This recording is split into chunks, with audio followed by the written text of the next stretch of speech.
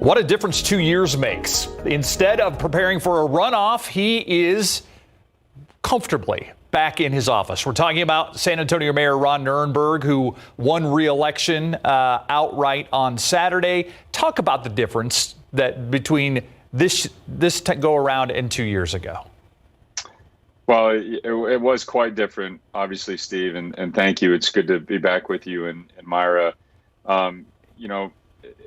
It's good to be back just focusing on work now during the month of May. But no, absolutely. This campaign season was about unifying our city, bringing folks back together, and really celebrating the teamwork that's been displayed throughout this very challenging year. That was the message of the campaign and the path forward ahead, which is working together to get to establish a full and robust and equitable recovery for San Antonio. And so great to be here celebrating a victory, but also a heart full of gratitude for the community that has been lifting each other up throughout the year.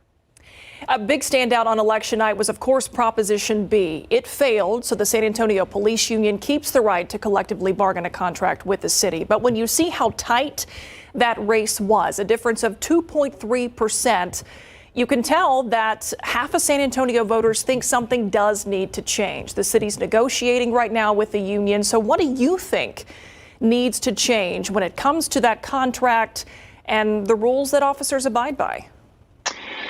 Yeah, and so what I would say, Myra, is that our goals for the reforms that we're after at the bargaining table have not changed. And that, I think, has been the message throughout the last year and year plus, really, since the previous contract was agreed to.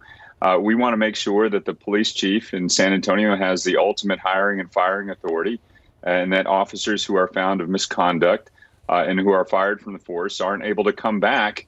And through an appeals process, the entire disciplinary records of police officers who are involved in proceedings are viewable during those proceedings. So transparency and accountability and authority for the police chief are the object of our reform negotiations, and those will remain the case. And so I think the Proposition B vote, while number one, continuing to allow for collective bargaining, clearly shows that there is a desire for reform on behalf of the public, and that's what the City Council and my office will be working to achieve with our negotiating team. Obviously, you're not at the negotiating table, but you do communicate with the negotiating team quite regularly. Are you sensing that there is some wiggle room there when it comes to accountability and transparency within this process?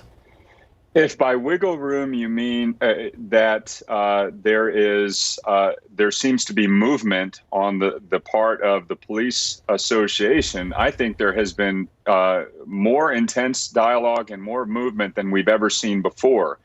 That does mean that the onus is going to continue to be on the folks at the table to get it done, and that the object of reform, and again, those things I laid out, which have been discussed and rediscussed for years now publicly, cannot change. That we know what we're trying to accomplish. We're trying to accomplish them on behalf of the public, and that's what we have to get done. And we require a city council and a mayor to stay true to those priorities at the table.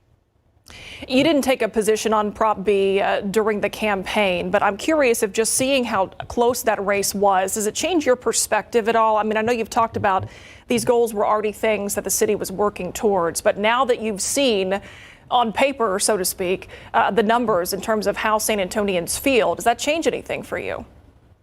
No, it doesn't. It clearly underscores the priorities that we have to go after during the negotiation. Again, the reforms that we're trying to achieve with regard to accountability and discipline and the authority of the chief to carry that out are exactly as we've laid it out during the negotiating process. So what it underscores to me is that there is a clear demonstrated desire on behalf of the public to get these reforms done, and that we have to stay true to it as a city council. Clearly, there is a divided public with regard to collective bargaining authority, but the object and the goals of our reforms have not changed.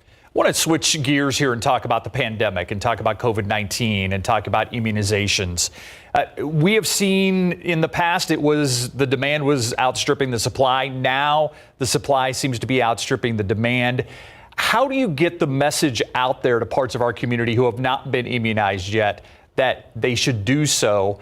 And are there concerns down the road when we expand who can and can't get the vaccine? There is, and I think our main charge as a community right now is to make sure that everyone is able to get vaccinated.